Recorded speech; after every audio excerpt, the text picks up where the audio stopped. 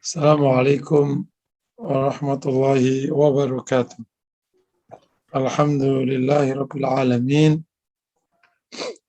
Al-malikil haqqil mubin. Asyhadu an la ilaha illallah wa anna Muhammadan abduhu wa rasuluh. Allahumma fasalli wa sallim wa barik ala nabiyyina Muhammad wa ala alihi wa sahbihi asma'in amma ba'd.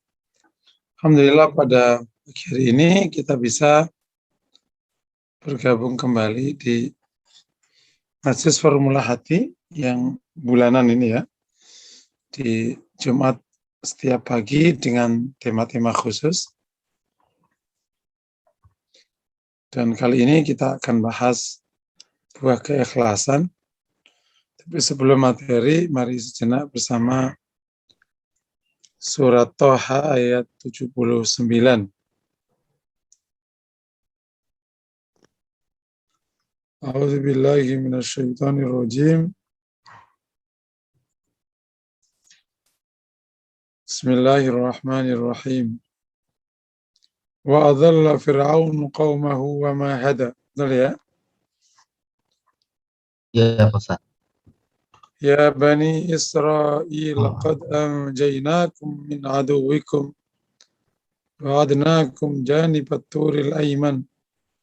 نزلنا عليكم المن والسلوى كلوا من طيبات ما رزقناكم ولا تطغوا فيه فيحل عليكم غضبي ومن يحلل عليه غضبي فقد هوى.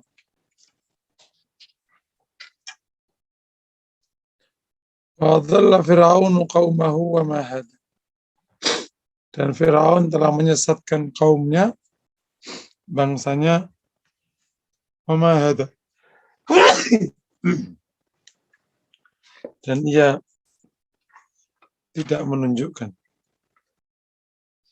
Di ayat ini kita mendapatkan penegasan dari Al-Quran bahwa Fir'aun bukan lagi sesat, tapi dia menyesatkan kaumnya. Wama hada, dan juga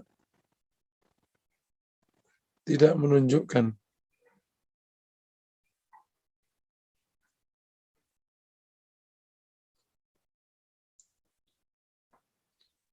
Ya bani Israil qad anjaynakum min aduwikum.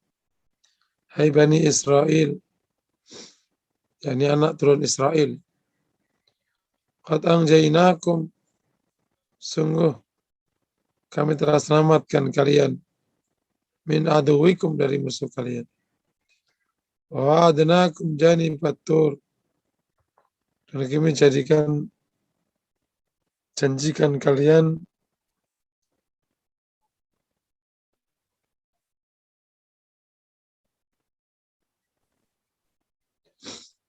wa'adnakum, dan kami janjikan kalian janibat tur, di sebelah gunung At-Tur ya, atau di Turi Saina.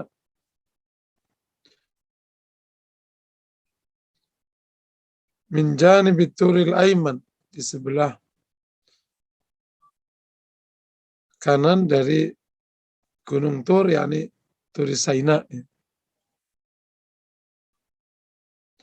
Wa nazzalna 'alaikumul manna wassalwa, dan kami turunkan kepada kalian al-manna wassalwa.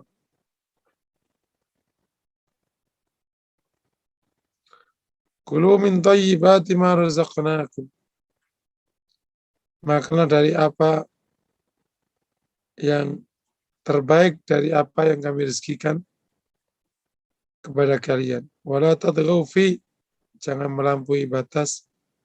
Fakhilla 'alaikum ghadabi, maka halal atau pantas atas kalian murkaku, kata Allah. Wa yahlil 'alaihi ghadabi faqad hawa, dan siapa yang halal padanya murkaku, kata Allah, faqad hawa, maka dia sungguh binasa. Ya, di ayat 79 Allah tegaskan atau Al-Quran tegaskan, Firaun telah menyesatkan kaumnya dan tidak memberi petunjuk. Kalau kita lihat pernyataan Firaun sebelumnya,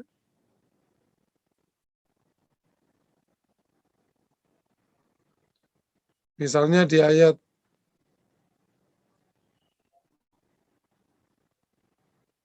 masih di ayat 60-an ya. Ini Firaun kan menuduh Musa itu membuat kerusakan. Nah, di ayat ini ditegaskan sekali wa adzalla fir'aun qaumah. Firaun menyesatkan kaumnya. Jadi di 79 ini memberikan bimbingan kepada kita untuk berani mengambil posisi tegas dari pengakuan-pengakuan orang-orang yang kafir kepada Allah. Orang yang mengingkari Allah selalu menuduh sepanjang sejarah iman sama kufur ini. Orang-orang yang ingkar kepada Allah menuduh orang mukmin itu membuat kerusakan. Dan oleh karena itu kita harus memberikan ketegasan dan berani mengambil tegas. Fir'aun itu menyesatkan. Wa adzalla fir'aunu qaum wa ma hada. Jadi jalan kesesatan. Kemudian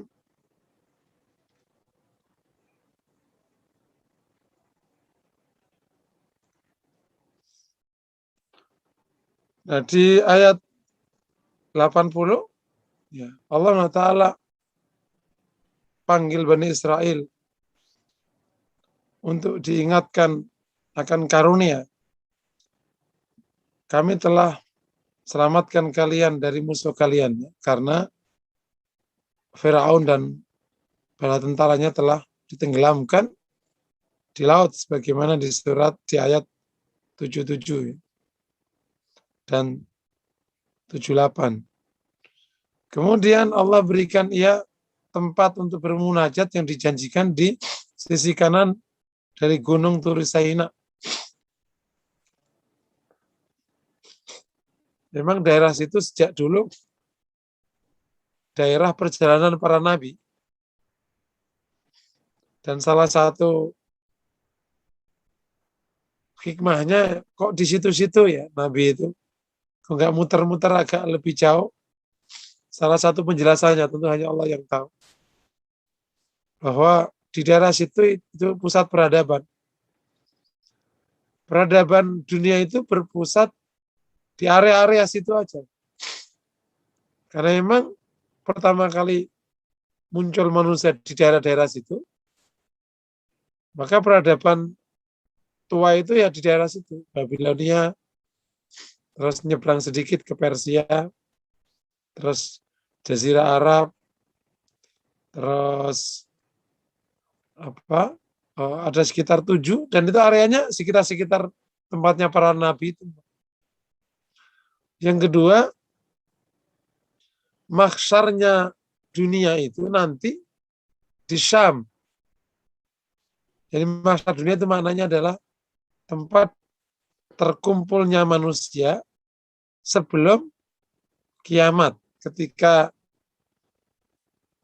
sudah ada khosaf di area timur, dan khosaf di barat, dan khosaf ya amblong khosaf itu amblong di Jazirah Arab, yang tersisa digiring oleh api dari arah Yaman. Kemana? Ke Syam. Syam itu ya Palestina, Syria, Damaskus. Nah, sekarang sebagiannya jadi Israel. Itu area mahsyar. Sehingga memang secara antropologis ya dan geografis memang tempat perpusatan kehidupan ada di daerah situ. Nah, dijanjikan di sisi kanan Turisaina. Wa nazzalna 'alaikumul manna wassalwa. Kemudian kami turunkan pada kalian al-manna wassalwa. Jadi 3 kenikmatan besar yang Allah berikan kepada Bani Israel setelah diperbudak sekian lama oleh Fir'aun. Yang pertama diselamatkan dari Fir'aun menjadi hamba yang merdeka. Kedua diberikan tempat yang indah untuk bermunajat di Turi Saina, sisi kanannya. Dan di situ dikasih al-manna wassalwa. Makanan pagi sore dari surga yang namanya al-manna wassalwa. Sudah lengkap, sudah itu kehidupannya. Nah, dari situ kekufuran mulai muncul lagi. Allah tegaskan, kulu min thayyibati ma razaqnakum wa la tatghaw. Suruh makan dari yang thayyibat, dari apa yang Allah rezekikan, tapi itu dilarang melampaui batas. Karena nanti akan ada murka dari Allah. Oke, di ayat 79 kita mendapatkan pelajaran tentang perlunya ketegasan. Perlunya ketegasan untuk memberikan posisi kekufuran. Beragama ini ada kasih sayang, ada toleransi, tapi ada ketegasan. Tidak boleh kasih sayang melampaui batas ketegasan, dan tidak boleh ketegasan melampaui batas kasih sayang. Ada proporsi kasih sayang, ada proporsi ketegasan. Salah satu ketegasan adalah sikap untuk memberikan opini bahwa Firaun itu memang menyesatkan dan tidak memberikan petunjuk. Bukan sebuah fakta yang bisa dibenarkan. Ia sesat. Kalau sesat ya nggak usah ngaku-ngaku benar.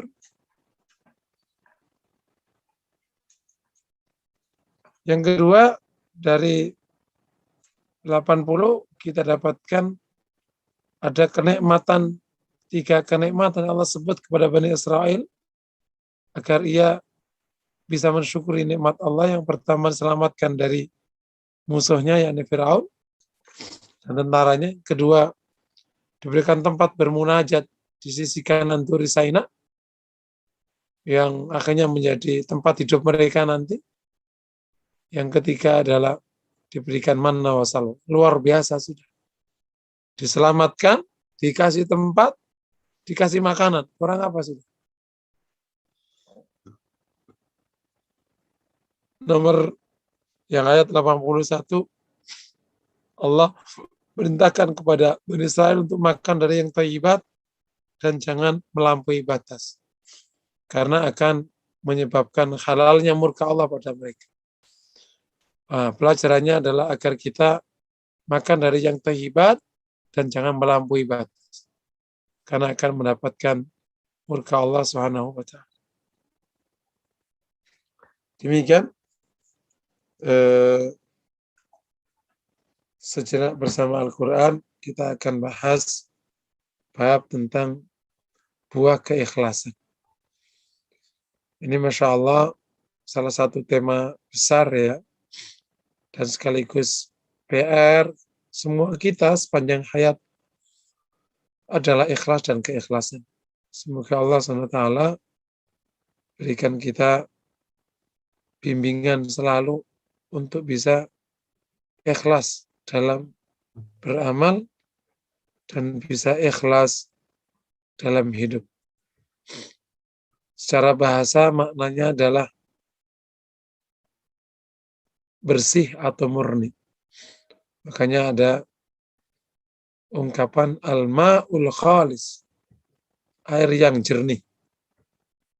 Ibarat orang yang ikhlas itu jernih sekali tujuannya, jernih sekali niatnya, tidak tercampur oleh apapun. Makanya situasi ikhlas itu sekecil apapun tidak boleh tercampuri. Kalau tercampuri, ya namanya riya. Jadi ikhlas itu yang murni itu. Dan yang namanya murni, nggak boleh sedikit pun ada campuran. Yang namanya campuran itu, sedikit saja sudah menyebabkan disebut sebagai campuran. Misalnya, air murni, dicampur Orson, meskipun secendok, ya nyampur. Nah, secendok ada nggak kerasa, nyampur sudah. Dikasih debu sepucuk cendok, ya sudah nyampur debu. Apalagi dikasih kotoran yang telah di blender, ya nyampur sudah. Meskipun cuma sepucuk sendok. Inilah gambaran betapa harus dijaganya niat yang murni, yang bersih.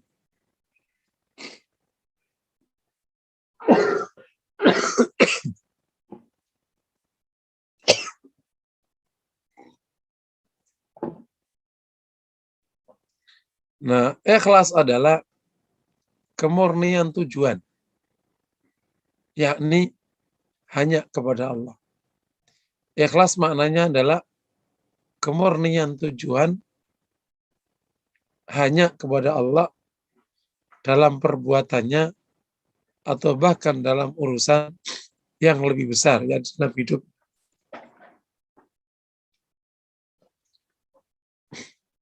Tidak ada tujuan selain Allah.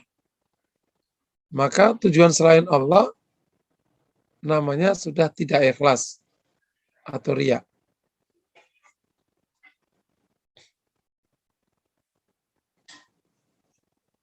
Tujuan selain Allah itu bisa dalam bentuk ingin dipuji. Juga bisa dalam bentuk takut dicela. Tujuan selain Allah juga bisa dalam bentuk ingin mendapatkan. Juga bisa dalam bentuk takut tidak dapat. Tujuan selain Allah juga bisa dalam bentuk ingin dikenal. Juga bisa dalam bentuk takut diketahui orang. Bisa dalam bentuk ingin dilihat orang, ingin dipuji orang, ingin didukung orang, ingin ditepui tangan orang. Juga bisa dalam bentuk takut kelihatan orang, takut disebut oleh orang, takut dianggap oleh orang, termasuk takut disebut tidak ikhlas. Itu juga namanya tidak ikhlas. Selama ada campuran selain Allah, apapun namanya. Selama ada selain Allah, namanya tidak ikhlas. Bisa dipahami ya? Kalau orang sudah tidak ingin dipuji, tapi masih takut dicela, ya namanya masih bercampur. Kalau ada orang sudah selamat dari ingin dilihat orang, tapi kejebak pada takut kelihatan orang, ya namanya juga tidak ikhlas. Ikhlas itu pokoknya nggak sini nggak situ, murni.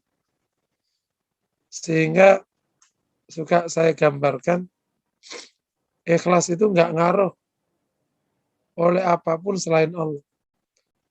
Mau dipuji juga nggak ngaruh, dicela juga nggak ngaruh. Karena bagi orang ini selain Allah nggak ngaruh. Kalau ada ini ilustrasi. Kalau Anda masuk ke lingkungan kucing, terus pidato. Pas pidato semua kucing tepuk tangan berdiri. Tepuk tangan. pidatonya mah keren banget. Kalian gimana kalian? Ya nggak ngaruh lah lo, yang tepuk tangan juga kucing. Terus akhirnya di kesempatan berikutnya pidato lagi di komunitas kucing yang lain. Akhirnya kucingnya cemetot. Wah, apaan? Pidato jelek kayak gitu. Kata orang ini, ya nggak ngaruh lah. Kalau kucing juga, selain Allah itu nggak jauh dari kucing. Nggak ngaruh maksudnya gitu. Nggak. Seandainya seluruh dunia ini mencelamu, tapi ternyata di sisi Allah itu kau mulia, tetap mulia. Itu yang terkadang menimpa kepada wali mastur ya. Wali mastur itu wali yang Allah tutupi. Jadi kemuliaannya Allah tidak tampakkan di orang. Jadi di mata orang dia biasa banget. Ya nggak ngaruh lah. Atau sebaliknya, semua orang menganggapmu mulia. Tapi ternyata si Allah, kau ini biasa-biasa aja. Ya keputusannya biasa-biasa aja, nggak ngaruh, nggak apa-apa. Nah, ini ngomongnya gampang nih. Tapi Masya Allah hati berdiri tegak di tengah, tidak terpengaruh. Makanya pujian dalam Islam itu perlu mendapatkan ketegasan. Di pendidikan modern itu kan kita disuruh muji dan ngasih apresiasi. Itu harus pada posisi yang tepat sebelum balik. Kalau sudah balik, sudah tidak perlu dilakukan itu. Karena setelah penelitian, kalau sering dipuji, nanti lama-lama kaleman. Kalau orang Jawa itu kaleman. Nanti haus pujian. Dan saya telah menemukan buktinya banyak. Udah penelitian itu. Haus pujian. Sehingga sampai tua tetap aja nggak ikhlas. Sampai tua masih haus pujian. Haus tepuk tangan, haus dukungan. Ini akibat dari kesalahan pendidikan. Atau akibat kesalahan treatment waktu kecil. Makanya di Islam itu, kalau memang berbuat baik, sudah disandarkannya kepada Allah. Alhamdulillah, dek, Allah berikan kepadamu nilai baik. Jadi Allah yang dipuji, bukan kau. Nah, seandainya tidak berbuat yang hebat, ya kita astagfirullah, semoga nanti Allah bimbing kau. Jadi selalu disandarkan kepada Allah Ta'ala. Segera memberikan pujian, mohon sebelum balik. Yang kedua, tidak boleh berlebihan dan melampaui batas. Nanti sampai tua, nanti haus pujian, haus pengakuan. Jadi kayak bocah sampai tua. Jamaah yang dirahmati Allah, itu definisi ikhlas. Nah, dari definisi itu lahir konsep namanya rukun ikhlas. Ada 3 rukun utama. Kehilangan rukunnya tidak sempurna, bahkan batal konsep ikhlas. Yang pertama, satu tujuan. Yakni tujuannya hanya Allah. Kalau tujuannya ada yang selain Allah, ya batal ikhlas. Jadi ada selain Allah masuk, berarti kan bukan hanya Allah, batal ikhlas. Makanya kalau bukan karena pertolongan Allah, ikhlas itu hampir-hampir tidak terbayang implementasinya. Kumaha mah. Bisa ikhlas itu kumaha gitu. Karena apa? Ibarat orang meniti jalan atau berada di jalan yang saya suka ngebarin kayak orang yang ada di jembatan satu bambu ya. Kalau kita sedang outbound itu kan ada outbound jalan di atas satu bambu ya. Bahkan ada yang tanpa pegangan. Ya, yang selamat itu ya yang pas di tengah doang itu. Miring kanan jatuh, miring kiri jatuh. Terlalu ke depan bisa jatuh. Terlalu ke belakang juga jatuh. Jadi pas itu. Itulah ikhlas. Masya Allah. Kalau bukan karena pertolongan Allah enggak. Tapi insya Allah kalau Allah tolong ya hati ini bisa. Yang tadi udah enggak ngaruh sekali. Dan betapa mulianya orang demikian. Karena amalnya menjadi berarti. Dan mulia si Allah Subhanahu wa ta'ala.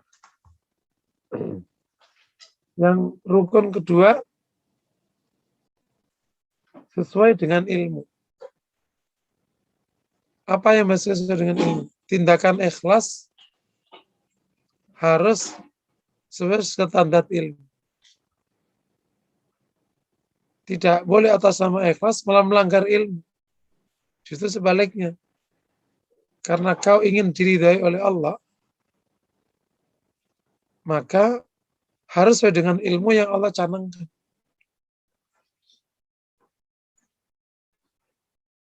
Sholat kok ngawur sih? Ya karena ikhlasnya kayak lo. Terus ingin dipuji, soalnya diapi-apiin. Justru kebalik. Kalau ingin dapat ridhonya Allah, justru harus sestandar mungkin. Nah, sesuai dengan ilmu ini, ada dua kategori. Kalau ibadah, maka persis aturannya sudah bagus. Tapi kalau muamalah, maka di samping aturan pokok-pokok dari Islam, ada aturan yang Islam lepas. Yang biasa itu level teknis, kayak akad. Ya kan, kapan jam kerja, kapan pulang kerja, Islam kan nggak ngatur. Itu disepakati para pihak. Jadi ilmu di konteks ikhlas ini adalah yang pertama ilmu syariahnya, dan kemudian ilmu lain atau standar lain yang memang turun dari standar ilmu. Ya, kalau muamalah di samping harus ada rukun dan syaratnya muamalah, tapi di sana ada akad-akad turunan yang juga wajib dipenuhi. Mas, siang banget masuknya. Ikhlas, nggak kayak lo kerja nyari pujian bos.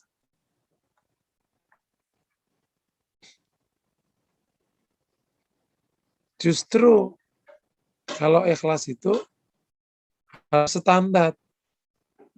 Kalau ingin dipuji oleh manusia demikian standar, maka kalau ingin dipuji oleh Robnya manusia harus lebih standar.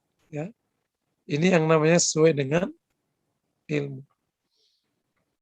Yang terakhir, rukun ikhlas adalah sungguh-sungguh dan maksimal. Pak, sodakoh. Berapa seikhlasnya?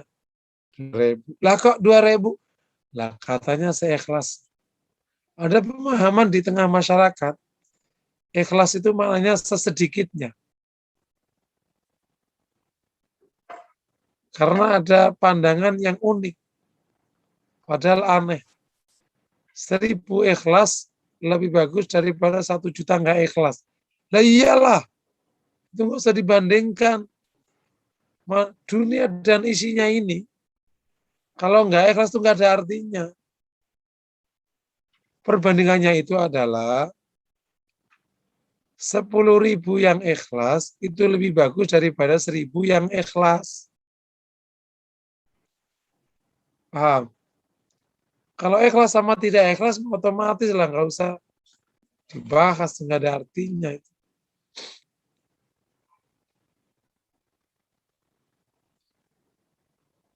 Bang, besok kita bersih-bersih ya.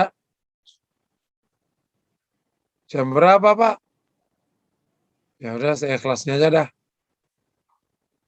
Datang jam 11. Kata temennya, lo ngapain mau bersih-bersih jam 11 datang? Ini mah tinggal minum.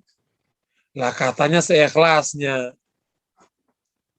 Jadi dipahami kalau seikhlasnya itu mananya seminimalnya, seadanya. Justru dibalik. Ketika kita ikhlas maknanya maksimal. Logikanya gimana? Kalau kau ingin dipuji oleh mertuamu, kamu demikian berkata dengan penuh hati-hati bahwa pakaian yang paling indah. Maka kalau ingin dipuji oleh Tuhan mertuamu, kamu harus lebih maksimal untuk berbuat. Bisa dipahami ya? Ya, Masya Allah. Ini baru poin kedua. Nah, ayat-ayat yang terkenal dengan keikhlasan ini banyak sekali. Sekaligus juga menjadi dasar dalam pembahasan faidah dan fadilah buah keikhlasan. Wa ma umiru illa liya'budullaha mukhlisina lahuddin. Al-Bayyinah ayat 5. Tidak sama sekali mereka tidak diperintahkan kecuali untuk mengikhlaskan, untuk menghamba kepada Allah dengan mengikhlaskan keberagamanya itu.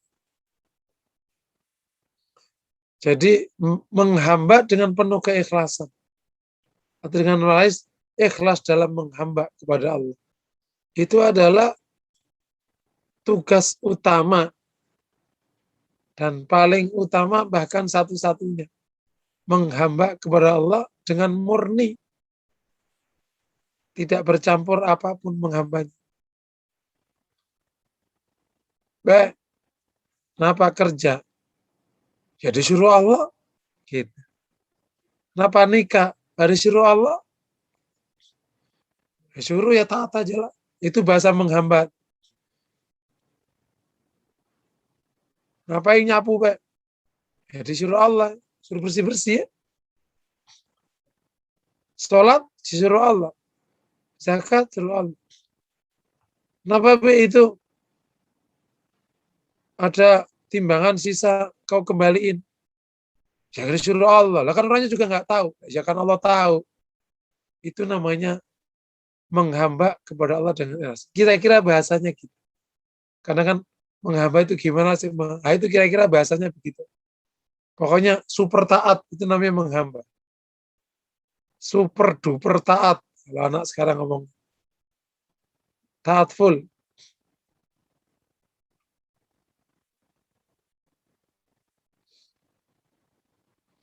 Di sana juga ada ayat yang juga menjadi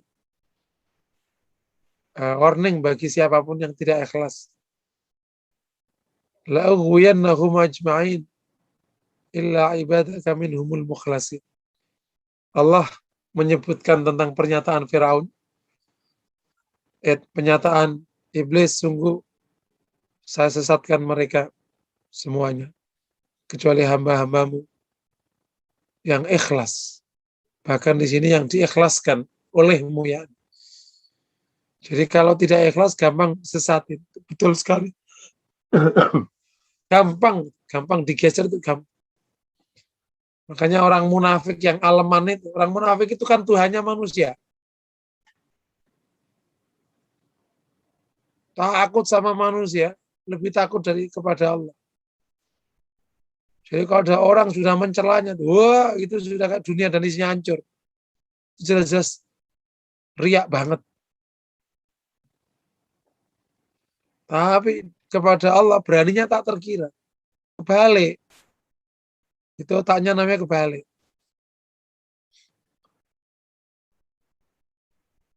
Mukmin luar biasa. Takutnya kepada Allah sama orang biasa aja. Nggak ngaruh orang. Nah, jamaah yang dirahmati Allah, betapa berdayanya ikhlas. Sehingga setan pun tidak memiliki akses untuk menggodanya. Tapi sebaliknya sedikit aja ada campuran tidak ikhlas, peluang untuk digoda dan dijebak oleh setan. Naudzubillah min dzalik. Ya, sudah ada poin ketiga, kita udah bahas tentang definisinya, rukunnya, ayatnya. Para ulama mengatakan poin keempat, bahwa ikhlas itu ada dua tingkatan. Tingkatan pertama adalah an-niyah limardhatillah. Yang kedua adalah an-niyah linailil jannati wal wiqaya minan nar. Yang pertama adalah niat mendapatkan ridhonya Allah. Ridho itu apa sih? Diterima dengan penuh mahabbah. Kenapa? Karena kita akan pulang kepada Allah. Bertemu Allah. Saat bertemu Allah, berharap Allah menerima kita penuh mahabbah. Jadi diterima dengan penuh cinta dari Allah Subhanahu. Ingin diridhai Allah. Allah mencintai dan menerimanya. Itu ridho. Kayak orang kerja itu, orang kerja. Orang kerja kan ingin banget kan disenengin sama bosnya. Begitu ngetok pintu, Pak izin, wah sini mas. Wah seneng aku kalau kamu mau masuk ke ruanganku ini. Saking deketnya sama bos. Itu kan namanya diterima dengan penuh cinta. Ya ada yang dimurkai, Pak izin. Sorry mas.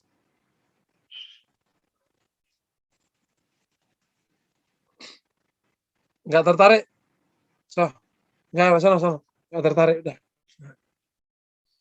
Ya kalau ada orang ingin diterima oleh bosnya, kenapa kok malah tidak ingin diterima oleh Tuhan bos? Inilah kebodohan yang ke-38. Karena bodoh itu kan ada 100. Ini yang ke-38. Orang ingin diterima oleh istrinya, tapi nggak ingin diterima oleh Tuhan istrinya. Orang ingin diterima oleh teman seorganisasinya, tapi nggak ingin diterima oleh Tuhan mereka semua. Itu bodoh yang keberapa tadi? Ke-38. Oleh karena itu, orang ikhlas itu orang cerdas. Karena tahu siapa yang ia sasar. Siapa yang ia tuju. Yang ia tuju adalah pencipta alam semesta. Pemilik jagat raya. Pemutus semua perkara. Yang keputusannya tidak bisa dihentikan. Yang kalau menghentikan, tidak ada satupun yang bisa menjalankan. Orang ikhlas, orang yang super cerdas. Dia bergerak ke arah mana? Dan berhenti di area mana? Ia adalah bergerak ke arah mardhatillah.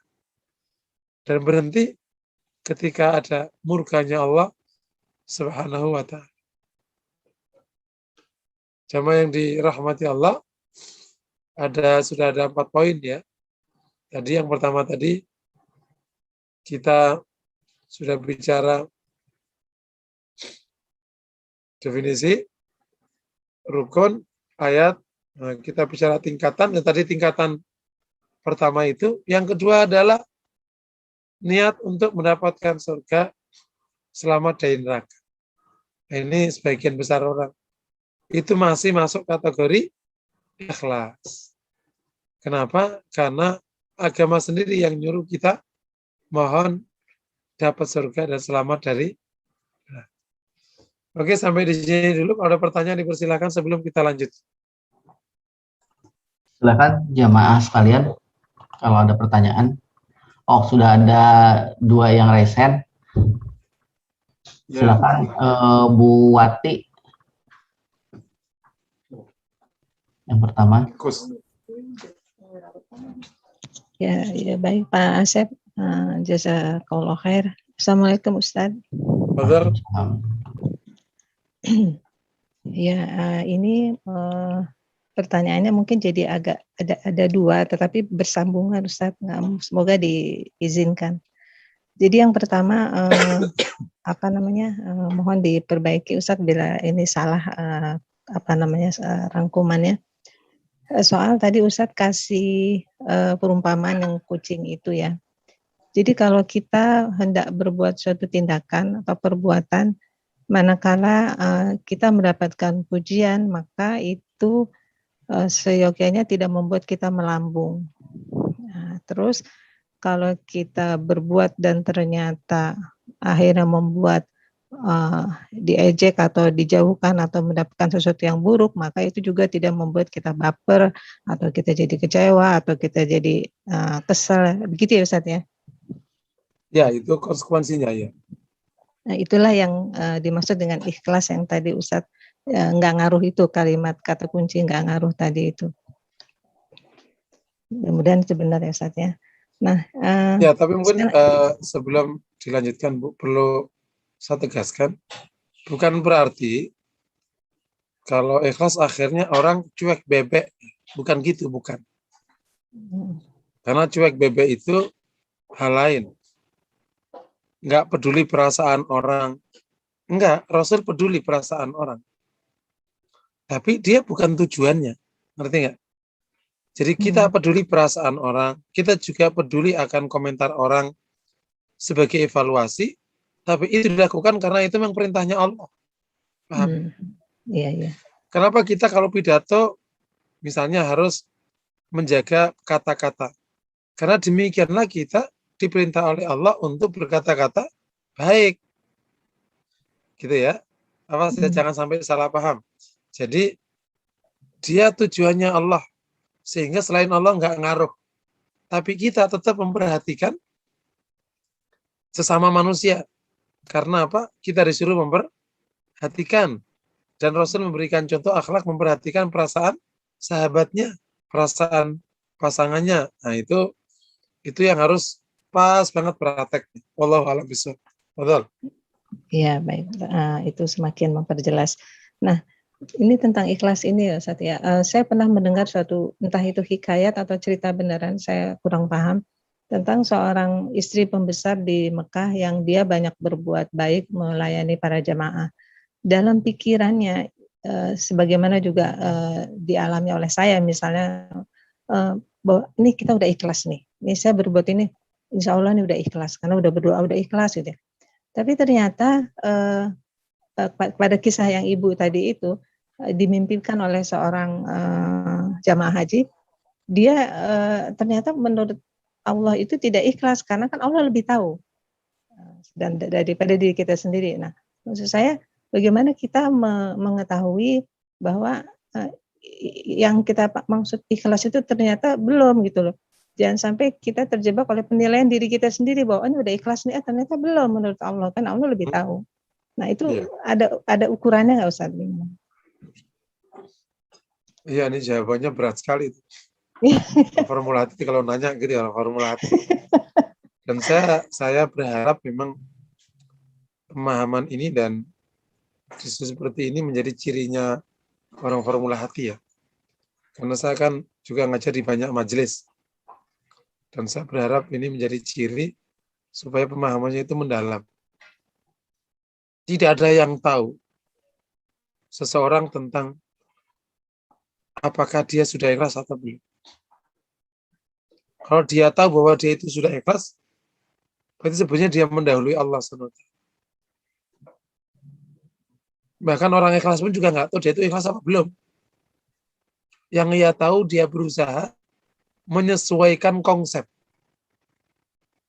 Apakah di sisi Allah, menurut Allah sudah ikhlas? Ya hanya Allah yang tahu. Demikianlah orang beramal. Mirip masalahnya sama dengan orang yang sholat aja sholat. Sholat itu apakah kita sudah sesuai dengan syariat Islam? Tata caranya. Nah, menurut kita sih kayaknya sudah. Tapi menurut Allah apakah sudah? Ya nggak tahu. Ya bisa iya, bisa enggak. Apakah kita sudah khusyuk? Ya kita berusaha aja menyesuaikan konsep. Menurut Allah, ya nggak tahu. Makanya dalam konteks ini, semua berada di antara dua zona. Zona berharap semoga diterima. Semoga usaha ikhlasku ini menurut Allah sudah disebut ikhlas. Semoga. Dan takut tidak dianggap apa-apa. Berharap sudah masuk kategori ikhlas menurut Allah, dan takut itu belum masuk. Jadi kira-kira masuk enggak ya? Masuk enggak ya? Tapi lah semoga masuk. Tapi masuk enggak ya? Nah itulah kira-kira hati mukmin. Raghbau wa rahaba. Selalu. Yang kepedean itu orang munafik. Orang munafik itu amalnya sedikit, ngerasa sudah. Kalau mukmin itu amalnya banyak, ngerasa belum dan takut, tapi juga berharap. Tapi kan Allah Maha Rahman, Maha Rahim ya. Insya Allah lah. Tapi gimana? Ya nggak tahu. Makanya salah satu tipsnya itu jangan berat atas amal apapun, sesedikit apapun. Karena bisanya ngasih makan kucing, kasih makan kucing. Karena ngasih makan orang nggak bisa, kasih kucing. Dan yang menarik, nah biasanya perkara remeh-temeh itu gampang ikhlasnya. Benar nggak kira-kira? Kalau ngasih kue ke tetangga, itu gerakan hati itu bergerak-gerak. Tapi kalau ngasih makan kucing, begitu kucing masuk, cing, cing, cing, cing, cing, nih makan. Ya, kira-kira ada gerakan hati nggak? Agak aman biasanya. Iya, iya. Makanya Rasul ngasih itu hikmahnya. La tahqiranna minal ma'rufi syai'an. Jangan merasa hina dengan hal baik meskipun itu kecil dan remeh. Karena bisa saja yang remeh-remeh itu yang menyelamatkan yang remeh-remeh itu. Contoh misalnya,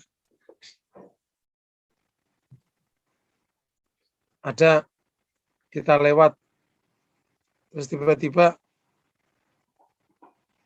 bola di depan mobil kita berhenti. Itu kan nggak sengaja kan?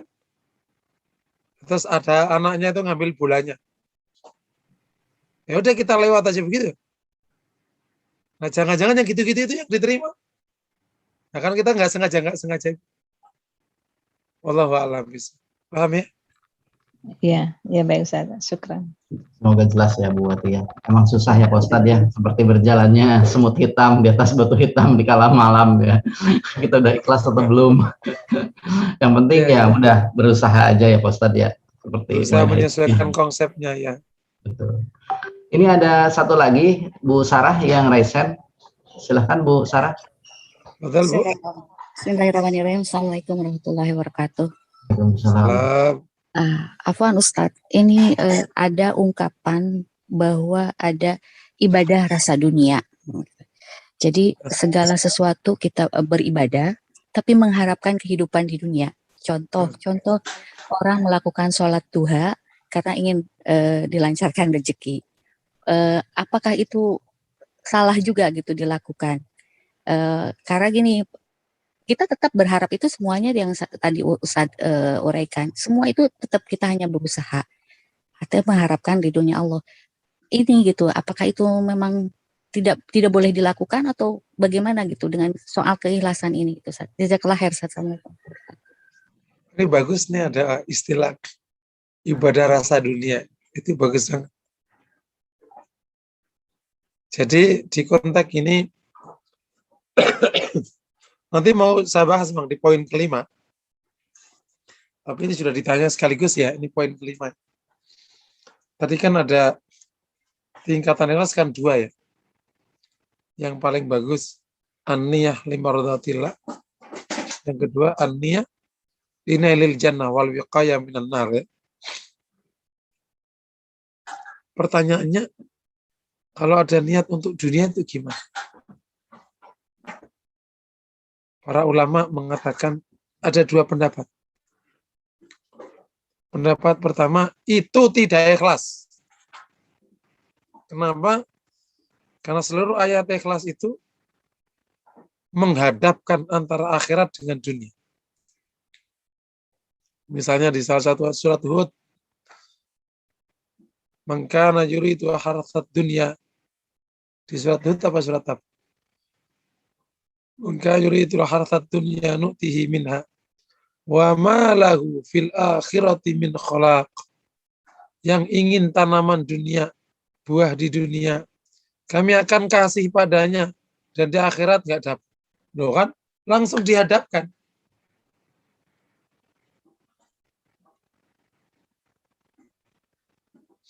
Sehingga para ulama hanya mengatakan ikhlas itu cuma dua levelnya. Dunia enggak. Makanya ikhlas itu cuma dua level. Pertama, niyah murni mardhatillah, yang kedua ingin akhirat. Ya, ini bentuknya masuk surga selama dari neraka. Pendapat yang kedua itu mengatakan jika harapan dan tujuannya itu memang diizinkan oleh syariah, maka masih dianggap ikhlas. Kenapa? Syariah pula yang ngasih harapan itu. Jadi kalau kemudian orang menujunya, itu bagian dari yang dapat dibenarkan. Contoh, sholat duha ingin lancar. Sebenarnya yang jelas-jelas fadilahnya rezeki itu taubat, bukan sholat duha. Sholat duha itu fadilahnya ampunan Allah sebenarnya. Yang jelas-jelas fadilahnya itu rezeki, itu taubat. Istighfar, maka akan banyak anak, banyak uang, langsung disebut uang. Surat Nuh itu. Kemudian air berlimpah. Itu suruh istighfar yang banyak. Istighfar, fadilahnya air berlimpah, banyak anak, banyak harta. Dan hidup itu tiga ini. Kalau ada anak, ada uang, nggak ada air, mati. Ya. Ada air, ada anak, ada air, ada harta, nggak punya anak, sepi. Ya. Tapi ada air, ada anak, nggak punya duit, ruwet. Itu fadilah istighfar. Jadi kalau ada orang istighfar, inginnya begitu, oleh pendapat yang kedua, ya masih dianggap ikhlas. Nah kan Allah yang ngasih keutamaan, ya udah dituju aja. Nah dari dalil sebenarnya, itu yang pertama lebih kuat. Yang kedua mengatakan bahwa itu fadilah, bukan tujuan. Nah oleh karena itu, untuk menghindari kekhawatiran kalau kita menuju dunia dari ibadah kita menjadi riya, tidak ikhlas, maka mohon tujuannya tetap Allah dan berharap dapat fadilah. Gitu aja. Kalau nggak dapat gimana mana? Ya nggak apa-apa lah, kan namanya fadilah, bukan tujuan. Ibarat kayak gini. Tujuanmu ke kantor itu ketemu bosmu. Tujuan utamamu itu ketemu bosmu. Bahwa nanti dapat makan siang, yaitu bonus saja. Ternyata pas ke sana udah ketemu, Mas makasih ya. Datang. Ya Pak, saya pamit ya Pak. Sok silakan. Ya udah pulang aja. Karena lapar, ya kenyal mampir ke warung. Kata istrinya, kok nggak ada makan siang sih? Ya nggak apa-apa lah, kan yang penting udah ketemu bosnya tadi. Nah itu gambaran orang yang memang tujuan utamanya ketemu bosnya. Bukan tujuan utamanya cari makan siang. Paham nggak kira-kira? Makanya orang yang ibadah rasa dunia itu begini kira-kira kalau ngetes ikhlas. Lah aku udah sodako, tetap aja itu bisnis gak lancar. Payah nggak usah sedekah. Nah, itu berarti ketahuan tuh nggak ikhlas. Tapi kalau dia ikhlas masih dan masih berharap sedekah gitu. Terus juga bisnis belum juga lancar. Mas sudah kalau kok belum lancar juga katanya kalau sudah kok lancar bisnisnya. Ya nggak apa-apa, yang penting Allah ridhoi. Nanti Allah akan ganti. Paham ya? Udah surat duha, usahanya masih belum lancar. Ya nggak apa-apa, duhanya terus. Paham? Jadi jadiin menjadi bonus aja.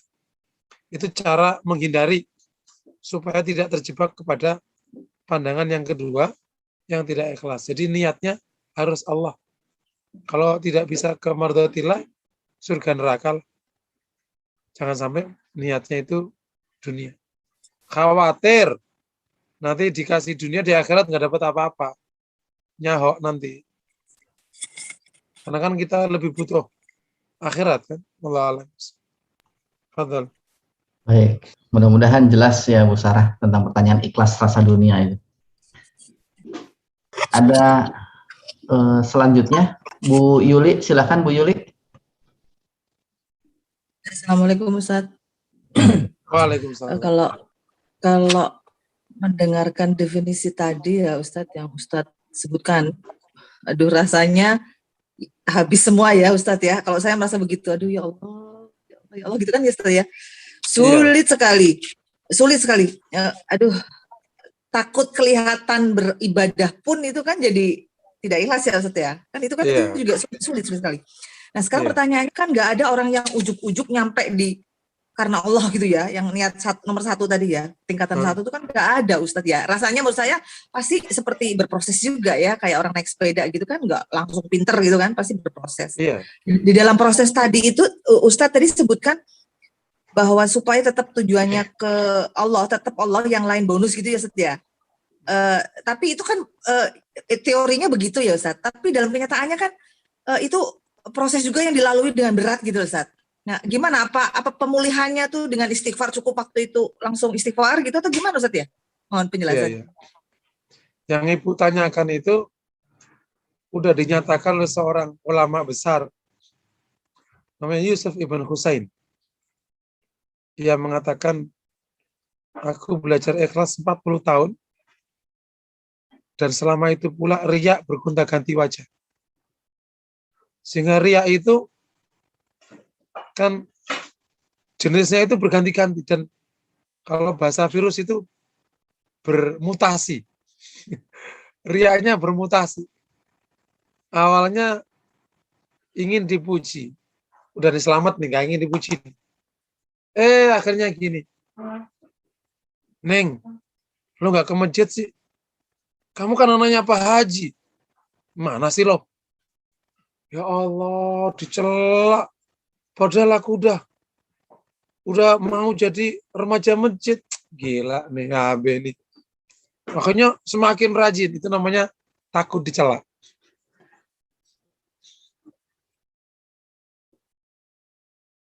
Jadi bergonta-ganti wajah, betul. Itu kan mirip ada orang sedekah nih. Makanya ilmu hati itu perlu ditekuni secara teliti karena tipis sekali. Orang datang ke masjid. Beh, ngapain, Beh? Nih mau bawa nih 100 sak semen masjid. Catat ya, Beh. Biar jadi contoh. Jangan. Ntar dibilang gua gak ikhlas nih. Nah, ya itu. Udah gak ikhlas. Takut dibilang gak ikhlas, ya gak ikhlas beneran. Jadi gimana, Beh? Catat apa enggak? Ya, serah lo lah. Kenapa? Ya, pokoknya serah lo. Pokoknya makasih aja dah. Nah, itu kira-kira bahasa orang kelas ya gitu. Jadi nggak ngaruh dicatat atau nggak catat itu kan nggak urusan dia. Urusan dia adalah kalau. Jadi sepanjang dinamika ini, Bu, ini dinamika keikhlasan yang harus kita tekuni. Terus gimana? Ya banyak doanya. Makanya salah satu bab yang membuat orang itu takut itu bab ikhlas. Dan salah satu bab yang membuat kita berharap itu bab Rahman Rahimnya Allah. Kalau kita sudah belajar Rahman Rahim, wah itu kita langsung berharap banyak. Tapi kalau sudah belajar bab ikhlas, bab murkanya, wah takut sekali. Jadi gimana? Sepanjang kita belajar ini, maka istighfar terus. Makanya tidak boleh kurang dari 100. Memang salahnya banyak. Dan kita bersyukur Allah tidak memasukkan surga kita itu karena amal. Kalau amal emang kagak ngaruh. Kalau amal ya, di samping amalnya juga nggak banyak. Serius tuh. Di samping amal juga nggak banyak. Ikhlasnya belum tentu juga. Makanya dari salah satu tipsnya itu, amal-amal yang biasa-biasa jangan dihindari. Karena terkadang amal-amal yang remeh-temeh itu, yang kita nggak pedulikan, ternyata itu yang Allah terima. Itu ada kisah lama itu ya. Tapi ini kisah kan kayak, itu Israel atau apa, tapi itu kisah cukup lama. Jadi seorang alim besar namanya Ahmad ibn Miskin. Kemudian namanya ulama besar kan, ya berarti kan ibadahnya, ngajinya, wah top lah. Sampai saking dia zuhudnya, jatuhlah dia itu kepada kemiskinan. Sekaligus ini materi ya. Sampai dia jatuh kepada kemiskinan, yang untuk makan nanti siang udah nggak punya apa-apa. Sehingga jalan satu-satunya dia itu menjual rumah. Akhirnya pagi itu dia keluar rumah, menjual rumahnya untuk makan siang. Bayangin aja coba. Sampai miskin, sampai kayak gitu. Ketemulah teman di jalan. Mawar kayak Aba Muhammad. Ada apa nih? Hai Aba Muhammad, ya, sebutan Ahmad bin Miskin. Ya ini kata dia, aku ingin menjual rumah. Tidak ada makan ntar siang. Kata temennya, ya kalau untuk menjual rumah aku nggak ada.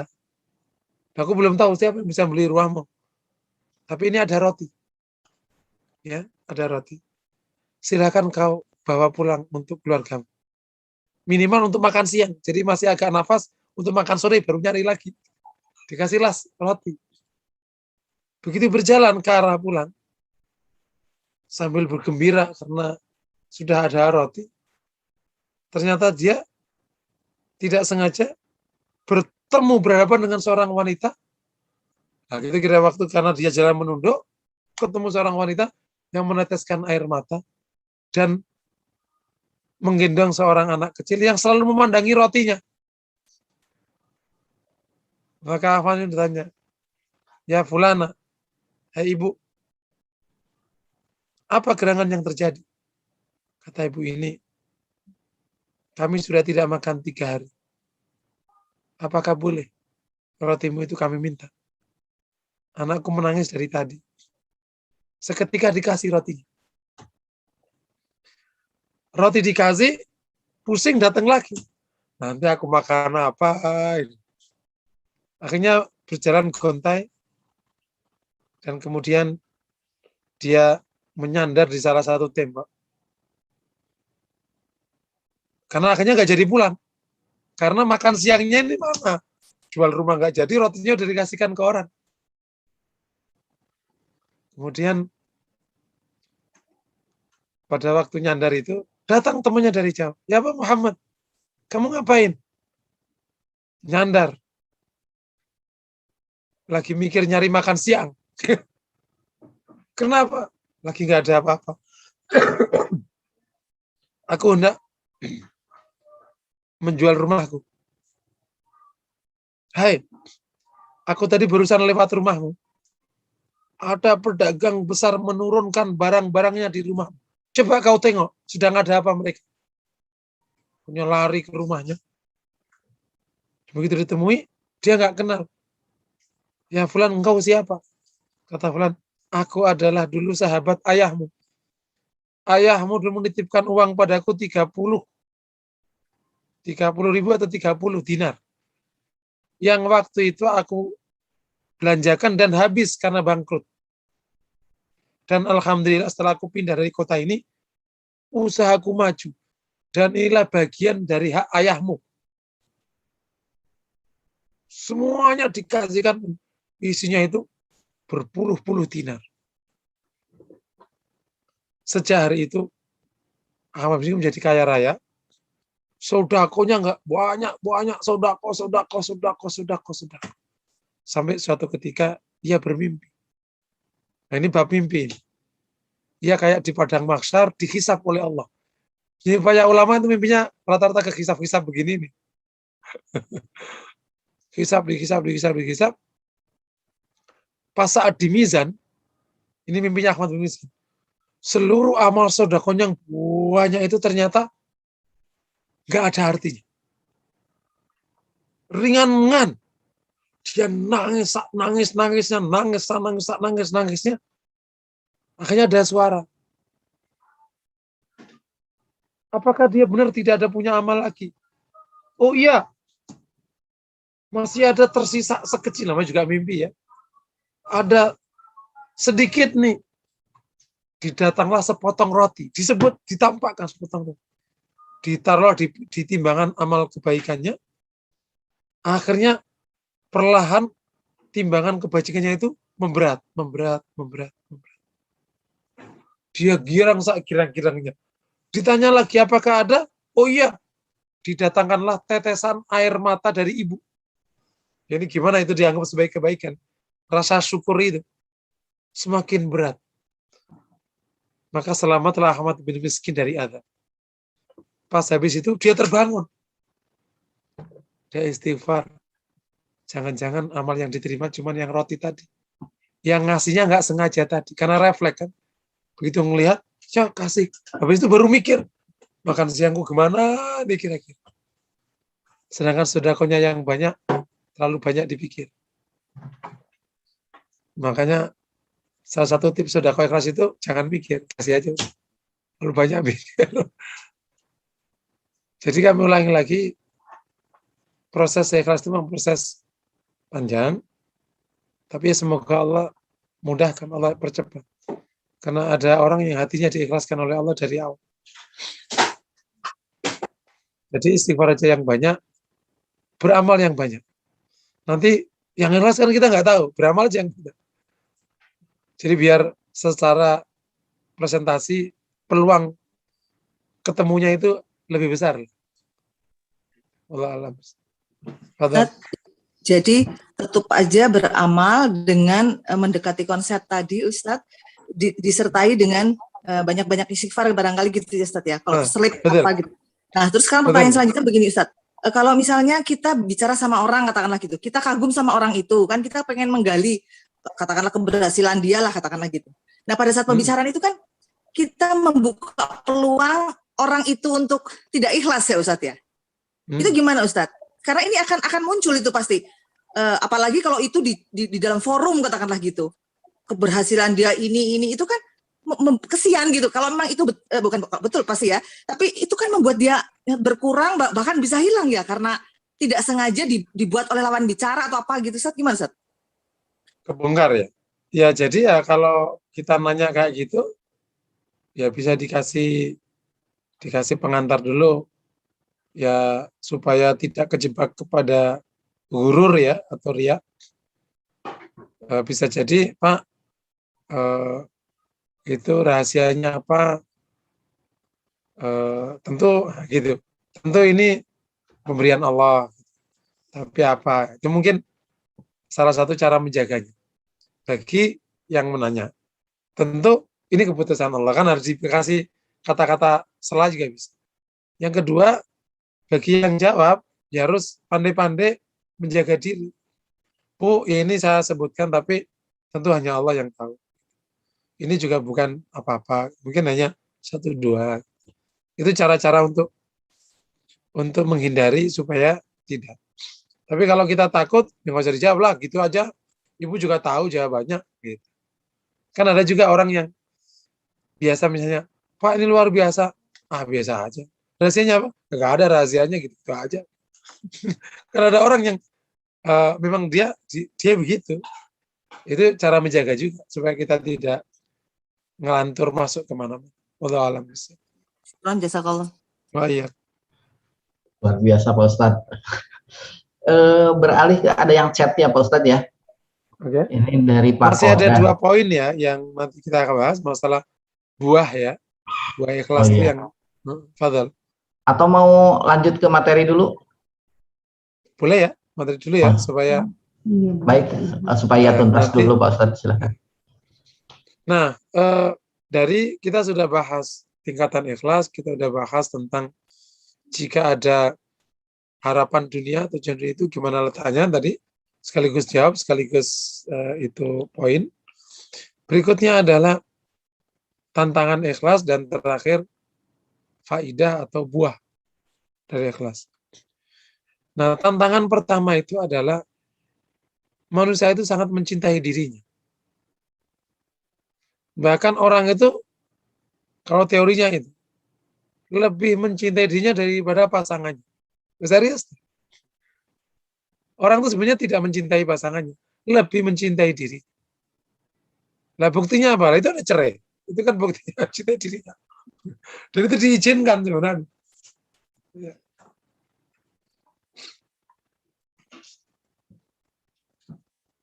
Itu namanya egoisme yang diizinkan.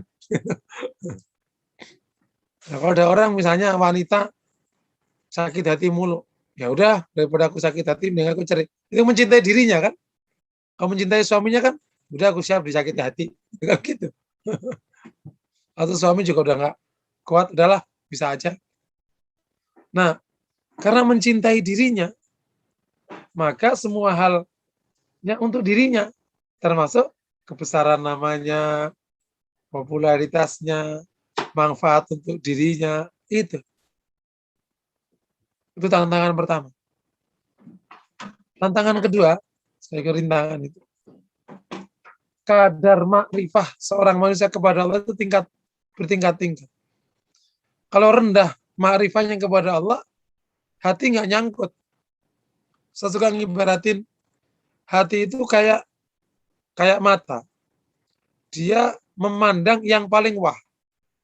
Ya kan? Kalau ada misalnya mobil ya, ada 3 mobil lewat. Mobil super wah, biasa, mobil jelek. Maka pandangan pertama yang ke mobil, wah itu mobil siapa. Nah kalau itu nggak kenal Allah, maka hati dia akan tertarik kepada selain Allah. Yang dianggap kuasa atas dirinya. Ini tantangannya. Hati itu tertarik dan menuju yang dianggap berpengaruh kepada dirinya. Maka kalau anak buah di kantor ya ke bosnya. Kalau anggota organisasi ya ke ketuanya. Nah dianggap paling berpengaruh. Padahal begitu tahu ma'rifatullah, yang berpengaruh siapa? Allah. Dia juga nggak berpengaruh. Itu tantangannya. Yang ketiga tantangannya adalah pandangan manusia itu pendek. Manusia itu memang suka pandangannya pendek. Tidak jauh. Termasuk pandangan hatinya. Pendek itu kan dunia. Jauh itu akhirat. Ya kadang kan di depan matanya ada kok. Nah, ini tantangan-tantangan yang bisa membuat proses ikhlas menjadi rumit atau butuh proses lama. Makanya perlu lebih mencintai Allah. Proses cintanya jangan sampai ke dirinya. Terus perlu ma'rifah kepada Allah. Perlu mengasah pandangan jauh. Yang namanya apa? Akhirat. Gitu. Jadi menguatkan visi akhirat. Kalau udah visi akhiratnya itu kokoh, ikhlas bagian dari yang akan ngikut insya Allah. Karena dunia ini memang memukau dan orang memang pendek pandangannya. Siapa sih yang tidak ingin ini dan itu? Semua juga ingin. Tapi kan agama mendorong kita untuk tidak terjebak di situ.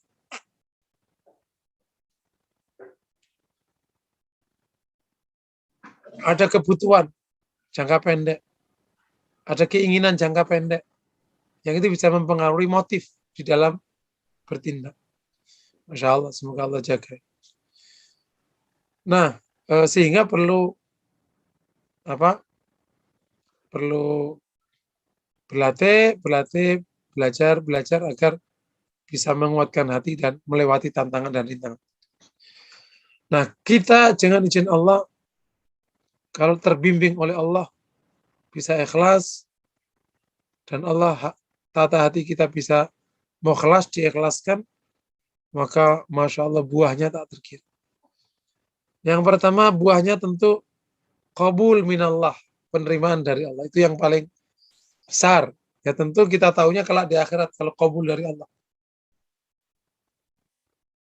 Dan ini adalah buah yang paling utama yang kita raih. Qabul minallahi subhanahu wa ta'ala. Karena amal tidak ada yang terima kecuali yang diikhlaskan kepada Allah. Yang kedua, akan mendorong kita kepada keistiqomahan. Semakin tinggi kadar ikhlasnya, semakin berpeluang istiqomah. Riya menyebabkan orang berhenti atau belok. Ikhlas menyebabkan istiqomah. Baik istiqomah yang berarti sikap yang teguh, atau istiqomah yang berarti terus-menerus menjalankan perbuatan baik. Ya kan yang sudah kita bahas di Selasa malam ya. Istiqomah dalam bersikap dan istiqomah dalam beramal. Istiqomah dalam bersikap maknanya teguh memegang pendirian tentang kebenaran. Istiqomah dalam beramal yakni terus-menerus beramal saleh. Tidak berhenti sampai akhir hayat. Yang ketiga, dari ikhlas maka akan mendapatkan kebahagiaan yang baik di dunia maupun kelak di akhirat. Orang yang ikhlas di dunia ini bahagia karena dinamika kanan kiri nggak mengusik hatinya.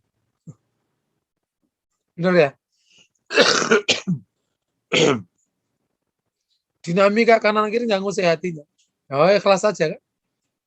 Jadi bahagia sekali. Seneng aja itu kalau antum lihat orang ikhlas. Tentu yang tahu hanya Allah ya, tapi orang ini kayaknya ikhlas betul. Jadi ya nyantai aja, rileks aja itu. Tapi kalau antum lihat orang gak ikhlas tuh, ruwet itu mukanya cemetut. Dikritik nggak bisa. Dan seterusnya. Kalau ikhlas, nah rileks aja. Itu yang menyebabkan atau penjelasan orang-orang mulia, para anbiya, para ulama itu bahagia. Ya karena ya begitu aja deh. Jadi benar-benar hatinya hanya ke Allah.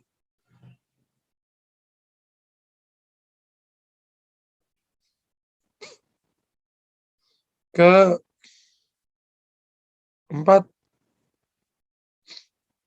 buah keikhlasan yang sangat baik adalah selamat dari tipu daya setan.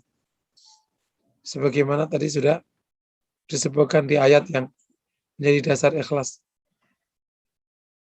Ini juga buah besar sekali. Karena sebab orang maksiat itu, salah satu sebab utamanya adalah tipu daya setan. Dan orang ini nggak bisa disetanin. Jadi aman. Dengan izin Allah Subhanahu wa ta'ala. Nomor 5, ikhlas akan membuahkan banyak sekali kebaikan yang muncul dari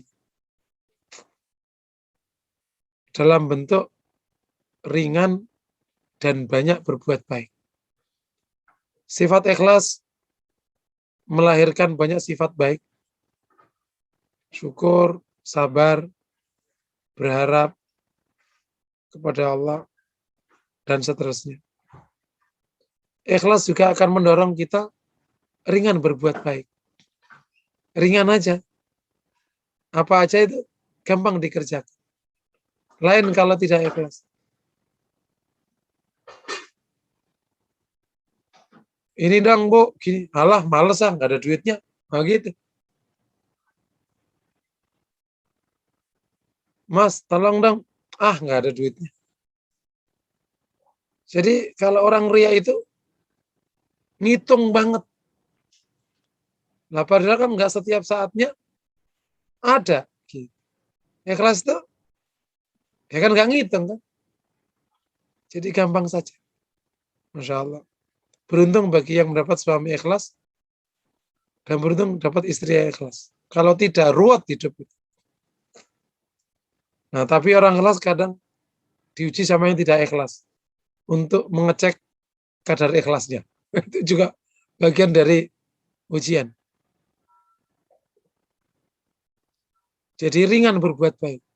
Gampang sekali berbuat baik. Ada kucing dikasih, orang lewat dikasih. Ya, ini buah keikhlasan dan masih banyak buah keikhlasan. Tapi 5 ini insya Allah cukup menjadi buahnya karena sudah mencakup dunia dan akhirat. Amin ya rabbal. Terakhir tip agar ikhlas, tipnya yang pertama banyak zikir kepada Allah agar Allah itu dominan di hatinya. Sehingga ke Allahnya itu gampang. Ke Allahnya itu gampang. Jangan zikir merek mobil, merek ya repot. Atau zikir uang belanja. Ya, akhirnya nggak dikasih belanja marah-marah loh. Allahnya yang diperbanyak. Hati, kata Syekh Sa'ad Al-Kamali, ulama Maroko yang lagi populer hari ini. Dia mengutip ungkapan ulama zaman awal. Keindahan dan kedamaian hati mukmin itu adanya di zikrullah. Bukan yang lain. Damaikanlah hatimu dengan zikir Allah. Nah, sehingga nanti ingatnya Allah. Allah. Dan lain sebagainya.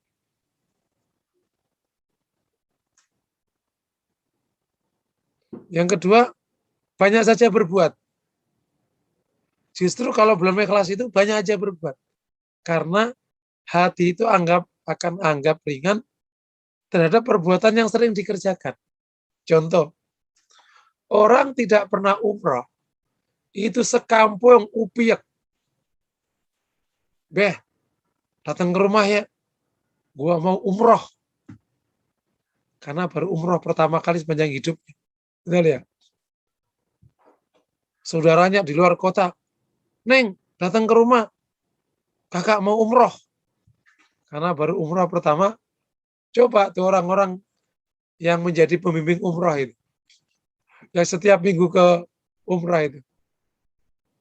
Kemana? Ngulon. Ngulon mana sih lo, Cirebon? Kagak, nemenin orang-orang tuh lo. Ngapain sih lo? Nemenin orang ke Mekah, muter di ini juga lagi capek teman, ya udahlah, temenin aja. Karena kerjaannya umroh gitu. Ada orang nggak pernah kultum Ramadan, dapat jatah kultum. Banyak gitu saat keluarga. Nanti mas kultum ya, kamu datang ke masjid. Nah, supaya rio rendah. Jadi nanti kamu kasih takbir lah, supaya bagus. Karena baru kultum pertama kali. Coba yang kultum setiap hari. Nggak ngaruh lah. Jadi amal yang sering dikerjakan itu ringan di hati. Nah, sehingga kalau semakin banyak, semoga kadar ikhlasnya semakin masuk. Ketiga, salah satu tip praktis beramal itu adalah doa kepada Allah agar ia menata hati kita. Karena hanya Allah yang bisa membuat hati kita ikhlas. Ya, zikrullah yang banyak, perbanyak amal, terus doa. minta diikhlaskan. Nah, semoga Allah bimbing hati kita menjadi jamaah yang dirahmati Allah. 7 poin sudah kita lewati. Buah keikhlasan. Semoga materi ini bisa memahamkan kita meskipun simple dan termasuk singkat untuk materi besar ikhlas ini dan buahnya, tapi kami berharap sudah mencukupi kebutuhan dalam memahami ikhlas. Selebihnya kita mohon kepada Allah agar kita diberikan hati yang ikhlas kepada. Amin. Amin ya rabbal alamin. Demikian yang saya sampaikan. Assalamualaikum warahmatullahi wabarakatuh. Iya, ada yang lupa. Iya. Ikhlas itu ada 2 area. Ikhlas dalam beramal dan 2 ikhlas dalam hidup. Inna sholati wa nusuki itu ikhlas dalam beramal. Wa mahya wa mati ikhlas dalam hidup. Kalau ikhlas dalam beramal kan beramal niatnya Allah. Kalau ikhlas dalam hidup itu hidup niatnya Allah.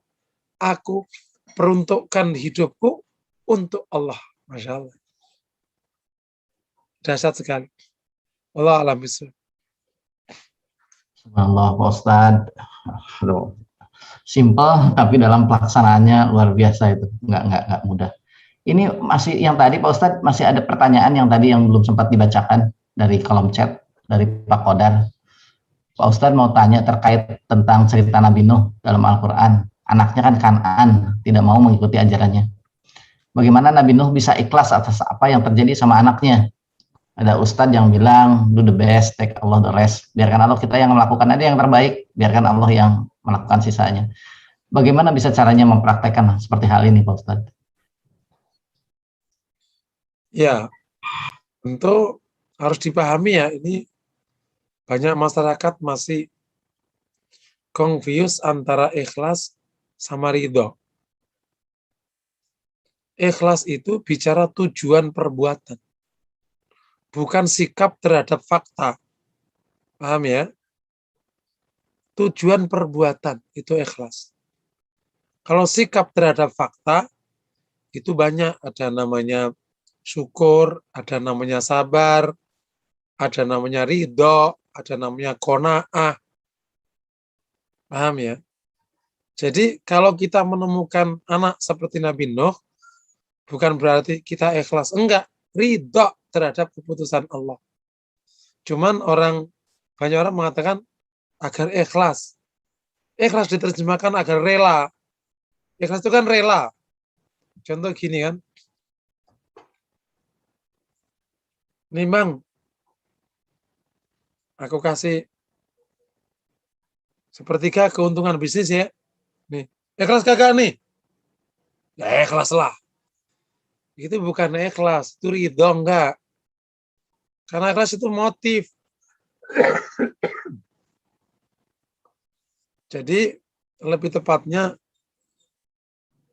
gimana bisa ridho atas kondisi yang ada. Nah, paham ya? Memang harus diakui ikhlas itu memicu ridho. Kalau tujuan hidupmu Allah dan dalam perbuatkan tujuannya Allah, maka insya Allah kalau ada apa-apa yang menimpamu, kau ridho. Nah, terjemahan ridho itu rela. Kalau ikhlas itu terjemahnya bukan rela. Gimana paham ya? Jangan sampai nanti salah memahami. Mungkin pertanyaan gimana supaya bisa ridho? Nah, gitu ya. Ketika tertimpa kejadian seperti kejadian yang menimpa Nabi Nuh. Yang pertama adalah ma'rifah kepada Allah ditingkatkan. Kalau kita tahu Allah yang Maha Kuasa, Allah pula yang Maha Rahman dan Rahim, Allah pula telah menetapkan segala sesuatu sebelum kita semua diciptakan, ya maka hanya ada satu pilihannya, diterima. Menerima dengan berat hati, ya malah sakit. Terimalah dengan senang hati, namanya ridha. Karena kita mengenal keputusan Allah itu memang baik. Yang kedua,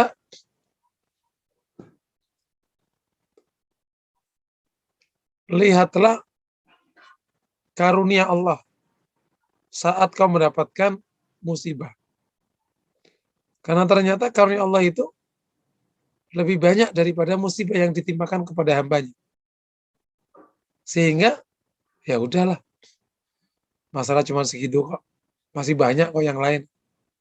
Akhirnya bisa ridho. Yang ketiga adalah perhatikan dan ingatlah selalu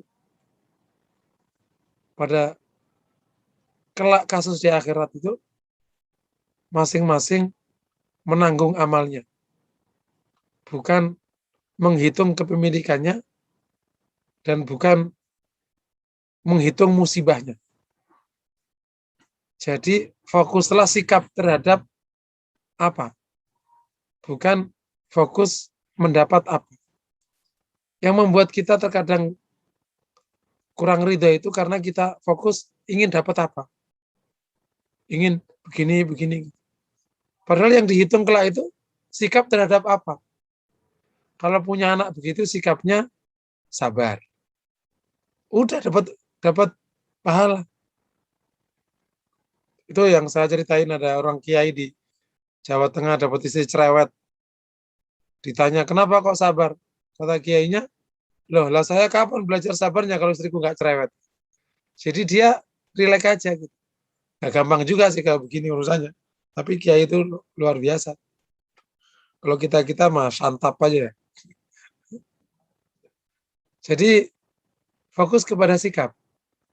Sehingga meringankan beban. Kayak orang main film. Jangan fokus ke kostum dan peran.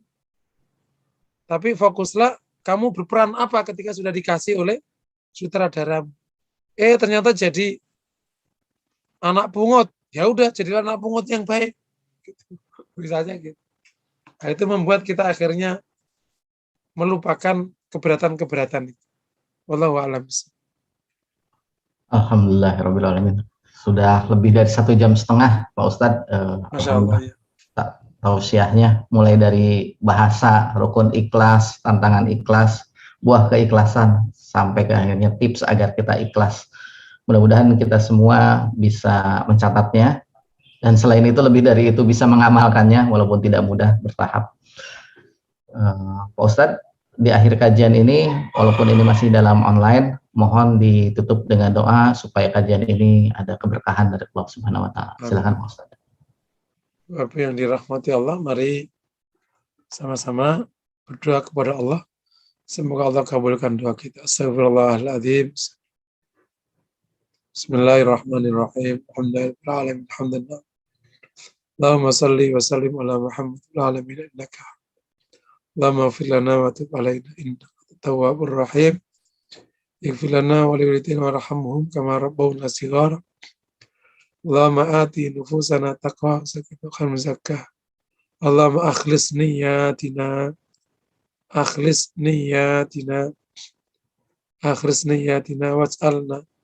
waj'al niyatana khalisatan liwajhikal karim. Waj'al niyatina khalisatan liwajhikal karim. Allahumma taqabbal minna innaka antas samiul alim. Alaina innaka tawwabur rahim. Allahumma iftah lana abwaaba rahmatika waftah lana abwaaba rizqika waftah lana abwaaba karamika waftah lana abwaaba fadlika wa ni'amika fid dunya wal akhirah ya arhamar rahimin. Rabbana atina fid dunya hasanah wa fil akhirati hasanah wa qina adzabannar. Wa sallallahu wasallam ala khairi khalqihi Muhammad wa ala alihi sahbihi wasallam. Walhamdulillahirabbil alamin. Assalamualaikum warahmatullahi wabarakatuh.